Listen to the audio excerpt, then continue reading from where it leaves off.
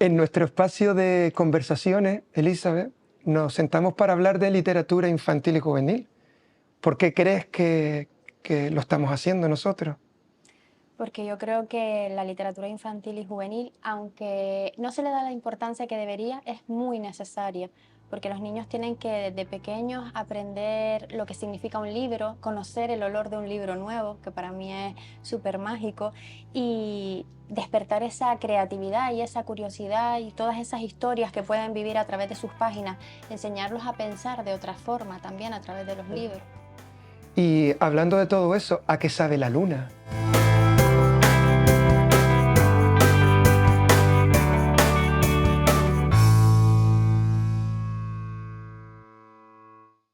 Pues mira, la luna sabe lo que tú quieras que sepa. Puedes saber a queso, a besos, a sueños, a ilusiones, a mar.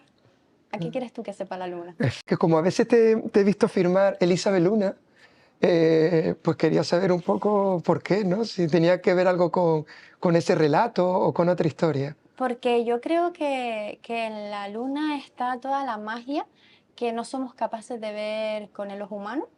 Todos solamente vemos el satélite precioso, pero yo creo que dentro, creo que la luna está llena de todo eso que anhelamos, ¿no? De todos esos sueños que tenemos y que salen por la noche, la luna sale de noche, ¿no? Y Sí. encima es cuando estamos como con la sensibilidad más a flor de piel y están todos esos sueños ahí. Yo quiero pensar que los míos también están ahí, esperando a ir cumpliéndose poco a poco. Y es por eso por lo que quizás tú te acercaste a la literatura infantil, para descubrir, lo cantaba Aute, la cara oculta de la luna, el giraluna.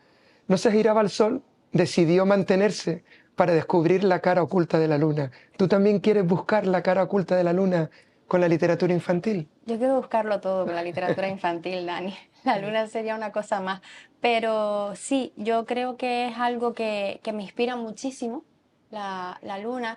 Creo que tiene a su alrededor muchísimos mitos, muchísimas cosas por descubrir. Y sí, bueno, mi madre tiene una anécdota de que cuando era pequeña, lloraba mucho. Cuando era bebecita pequeña era muy llorona. Y un día ya la pobre señora, amargada, porque imagínate un niño ahí llorando, llorando, me saca al balcón un poquito, meciéndome y había luna llena, y que de repente dejé de llorar. Eso sí, imagínate cuarto menguante y luna nueva a la pobre señora. Pero de repente mi madre dejé de llorar. Pues yo creo que tiene que haber alguna conexión ahí mística, mágica. A mí que me gusta mucho creer en la magia. Yo creo que tiene que haber alguna conexión. Pero la literatura que tú haces es muy real. Está muy pegada a los problemas reales de sus personajes. ¿Y cómo se consigue que la literatura infantil enganche tanto siendo tan mágica y tan real a la vez que no nos confunda?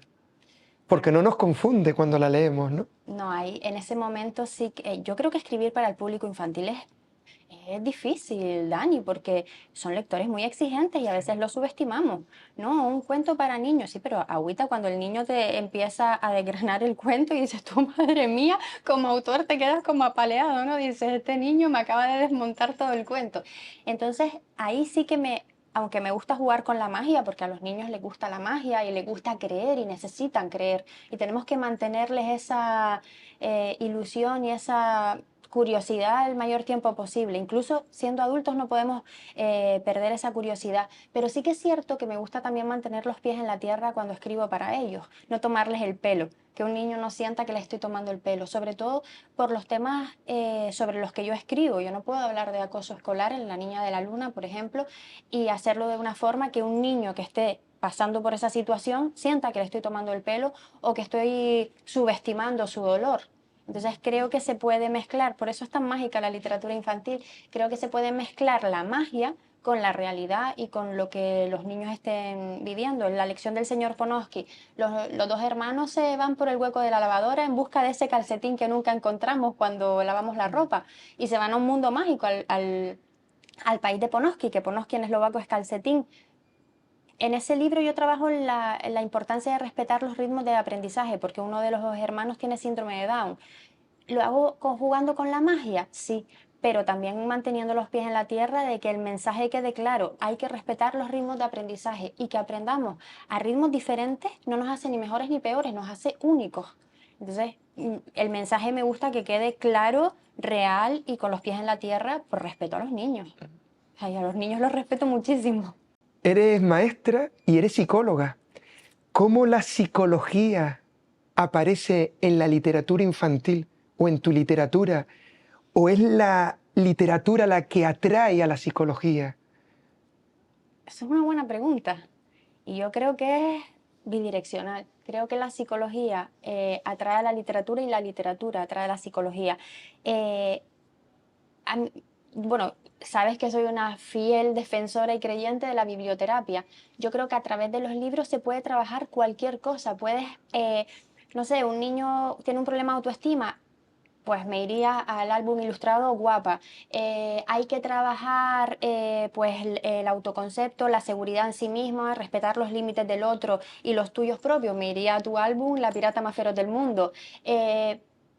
Yo creo que a través de los libros se pueden trabajar infinidad de valores, de habilidades sociales, de sentimientos, de emociones. Entonces, pensar si viene antes la psicología o la literatura es como pensar que vino antes, si el huevo o la gallina. Entonces los libros sanan. Los libros sanan. Los libros sanan. Yo estoy totalmente convencida. A mí me salvaron la vida los libros, Dani.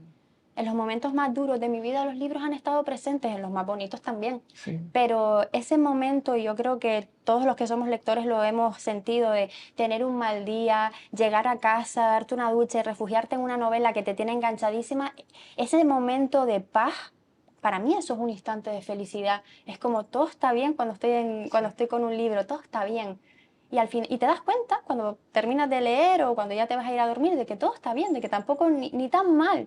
Hay como esperanza. Yo creo que los libros son una puerta a la esperanza. Y eso la literatura infantil lo enseña, para que luego los adultos puedan rescatar eh, todas esas herramientas para que cuando se vayan a la cama por la noche piensen que tampoco ha estado tan mal. O sea, los niños, las niñas pueden aprender todo eso, lo aprenden a través de la literatura infantil. Mira, podría decirte, claro, pero no estaría siendo del todo sincera. Me encantaría que fuera así. Es más, creo que debería ser así, pero la realidad es que a veces pasamos por la literatura como casi que de puntillas y porque es un recurso educativo que tenemos que trabajar y ya, pero nos olvidamos de sumergirnos en la literatura. Yo sinceramente creo que, y a lo mejor estoy tirando piedras sobre mi propio tejado, pero que los docentes deberíamos sumergirnos más en la literatura, que los niños nos vean que la literatura nos arrolla, nos baña y que nos vean esa felicidad, ese vello erizado, porque es como ellos van a decir, contra, aquí pasa algo muy mágico, yo voy a leer.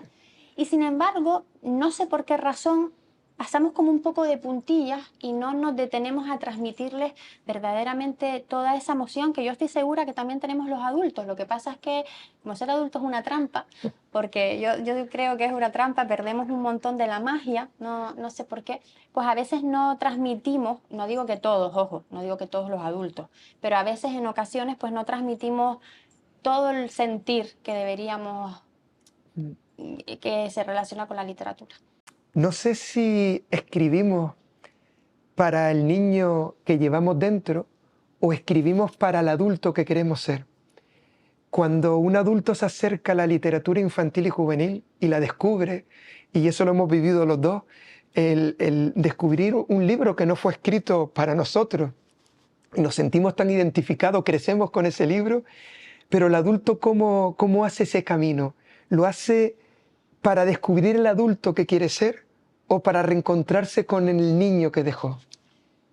Yo creo que para encontrarse con el niño que dejó. De hecho, una vez una maestra de un cole me hizo un comentario muy lindo. Salía de su colegio porque había ido a hablar de la Niña de la Luna y me dijo, tú no escribes para niños. Y yo la miré como, uy, a ver, me dice, tú escribes para el niño interior de los adultos. Y yo la miré y ese momento que tú dices, cualquier cosa que diga lo va a estropear. Digo, joder, pues, pues Sí. probablemente. Y yo creo que para el niño interior, sí. ¿A ti te pasa eso cuando tú escribes? ¿Haces también ese recorrido sobre tu persona para saber qué quieres comunicarle a los demás? ¿O te abstraes y te alejas un poco de lo que tú eres, de tus circunstancias personales? No, yo creo que eso es muy complicado, o sea, en mi caso sería muy complicado abstraerme de mis circunstancias personales o de mi recorrido vital. Eh, yo siempre escribo pensando en qué me gustaría que me contaran a mí o qué me gustaría que me hubiesen contado a mí, ¿no? Si me voy a la Eli de 8 o 9 años, ¿qué me hubiese gustado que me contaran sobre el acoso escolar? Entonces pienso, pues quizá eso es lo que necesite un niño de 8 años, porque al final el niño interior es el niño interior y está ahí, latente, ¿no? A veces los adultos pues intentamos silenciarlo porque lo que nos dice no nos gusta y porque a veces intenta rescatar la verdadera esencia. Yo creo que el niño interior es la verdadera esencia de cada persona y por las circunstancias, por la vida, por lo rápido que vamos, pues es como, ahora no me estés molestando. Hay un libro que se llama La princesa que creía en cuentos de hadas y lo refleja muy bien porque Victoria es la princesa, la futura reina, y luego está Vicky, que es su niña interior, y están todo el rato, Vicky quiere siempre salir, hablar, comunicarse con Victoria, le explica el mundo de otra forma, y Victoria, que se está haciendo grande, todo el rato le está diciendo, cállate Vicky, que si hacemos eso, esto no lo puede hacer una futura princesa, esto no lo puede hacer una futura princesa, ¿no? Y Vicky realmente es la verdadera esencia, ¿por qué no podemos hacer esto si es normal, si está bien? Pues yo creo que a los adultos nos pasa un poquito eso. Entonces no consigo despegarme de mis situaciones vitales y escribo. También además yo creo que es un acto de humildad y generosidad por parte del autor, escribir desde sus dolores y desde sus heridas para comunicar y conectar con el niño. Entonces no sabría despegarme para poder escribir porque entonces creo que ni siquiera sería mío el resultado.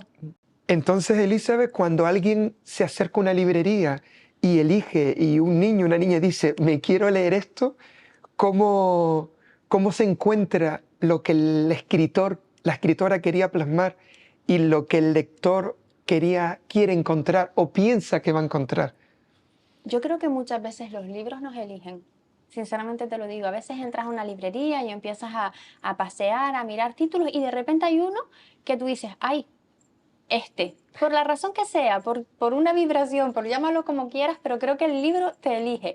Y luego el lector también decide qué quiere que le cuente el autor, porque el autor cuenta una cosa y luego el lector decide qué es con qué se quiere quedar él o cómo lo interpreta. A lo mejor yo estoy viviendo una determinada situación y a mí me interesa que a ese personaje lo que le esté pasando sea algo que resuene con lo mío. El lector también no somos pasivos los lectores, somos activos en la lectura y yo interpreto lo que quiera y lo que también me venga bien a mí en ese momento para poder tener esa unión o poder tener ese camino que sea bidireccional, el libro conmigo y yo con el libro. Claro. No sé si me he Sí, que se haya explicado. equilibrado el recorrido que hace el lector con el recorrido que ya ha hecho la persona que ha escrito el Sí. texto, para que haya un encuentro. Sí, y ese encuentro es súper bonito. Y a veces, yo no sé si a ti te ha sucedido, cuando conoces a algún escritor de un libro que te has leído y le dices, ay, pero es que en este momento a mí me recordó a cuando yo, y el autor te mira con cara de, yo no quería decir eso, pero bueno, pero da igual, porque al final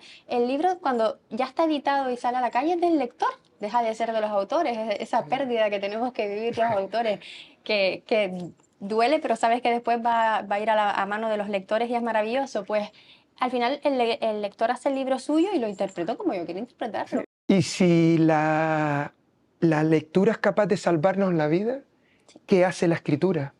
Ah, no, por supuesto. Claro, yo digo, porque estábamos hablando de la lectura, pero la escritura también es una forma de salvarnos la vida. De hecho, en muchas ocasiones cuando estoy trabajando con adolescentes, que es un momento vital de bastantes revolturas, de bastante confusión, de un montón de preguntas existenciales, yo siempre digo, escribe. Y además, siempre les digo, si no te sale empezar a escribir en primera persona, invéntate un personaje. Ponle un nombre, una forma de ser, un aspecto físico y que las cosas que te pasan a ti le pasen a él. Y verás como cuando lo vas narrando, cuando lo vas escribiendo, vas a empezar a distanciarte y a relativizar ese problema que tú ves tan grande, que ya no te pasa a ti, sino le pasa a él. Y lo ves desde fuera, con otra perspectiva. Entonces yo creo que la escritura, bueno, de hecho de ahí la escritura terapéutica, es medicina para el alma, o sea, medicina para el alma. ¿Qué le pides a un libro? Que no me tome el pelo. Que no me tome el pelo, eso sería lo primero, porque creo que los escritores nos debemos a los lectores y aunque se escucha mucho esa frase de no, yo escribo para mí, sí, es real, pero sabes que luego el libro va a llegar a alguien, salvo que sea un diario personal, pero si publicas, si editas y publicas, va a llegar a alguien. Y yo, de verdad, que me siento con una responsabilidad tan grande para con el otro, que lo primero sería, me puedo equivocar y puedo patinar, pero no tomarle el pelo. Sabes que Pero si un papá, una mamá o un paciente te dice, ¿cómo elijo un libro para mi hijo, para mi hija? ¿Qué, ¿Cómo le trasladamos eso? Que estás hablando de honestidad, pero ¿cómo se lo trasladamos para que el comprador, vamos, ¿no? Sepa cómo diferenciar cuando el libro me está engañando o cuando es honesto con el lector? yo creo que cuando, sobre todo cuando hablamos de niños, tenemos que conocer sus gustos. Es importante porque todos queremos que nuestros hijos y nuestros alumnos y que nuestros sobrinos que lean. No todos queremos que las personas que están a nuestro alrededor lean, pero a veces nos olvidamos de qué le gusta. Entonces, preguntarles qué les gusta, porque yo conozco mucha gente que dice, no, es que a mí antes no me gustaba leer porque no habían dado con un libro que les llenase. Claro, si te obligan, toma, léete esto, pero es que a lo mejor esto no resuena conmigo, pues a lo mejor le gustan los cómics, a lo mejor le gusta la poesía, que hay muchos niños a los que le gusta la poesía, a lo mejor pues la intriga, ver qué le gusta. Luego creo que es muy importante ir con los niños a las bibliotecas. Las bibliotecas tienen que ser un espacio que los niños conozcan desde pequeñitos. Ir, tener su carnet de biblioteca, ¿no? Que yo le llamo el carnet de viajeros, porque te permite viajar a cualquier sitio y conocer a muchas personas, pues que tengan su carnet, que puedan sacar un libro, llevárselo a casa. Eso es otra de las... Lo primero, saber su gusto, visitar las bibliotecas. Y luego, ¿qué queremos buscar realmente? Si cuando, ya si nos vamos a una parte un poco más, entre comillas, terapéutica, pues no, es que mi hijo está con muchos miedos, ¿vale? Pues vamos a ver qué tenemos en bibliografía de cuentos relacionados con esa emoción. Y, leer con el niño los cuentos. A veces le decimos, toma, pero la magia realmente cuando son sobre todo muy pequeñitos es leer acompañados, leer con. Y yo creo que los libros se tienen que leer con. Y es más, creo que aún de adultos leemos con. Te cuento una anécdota. Por la noche, mi marido y yo, cada uno leyendo su novela. Y yo le digo, ya, mira, resulta que el personaje le acaba de suceder, o él está leyendo y me dice, mira qué frase. Estamos leyendo con, cada uno está en su libro, pero necesitas compartir eso que está pasando en tu libro. Entonces los libros me encanta que se lean con. Obviamente después como adultos tenemos muchísimas lecturas solitarias, pero sí que yo siempre les recomiendo a los papis que lean con hasta que los niños ya después despeguen solos, porque a los niños les encanta que le cuenten cuentos o que lean con ellos. Hay un libro que ahora mismo no recuerdo el título, pero que habla precisamente de eso, de un papá que lee con su niña, con su hija, y cuando se quedan dormidos le dicen a la niña que es porque viene el duende verde.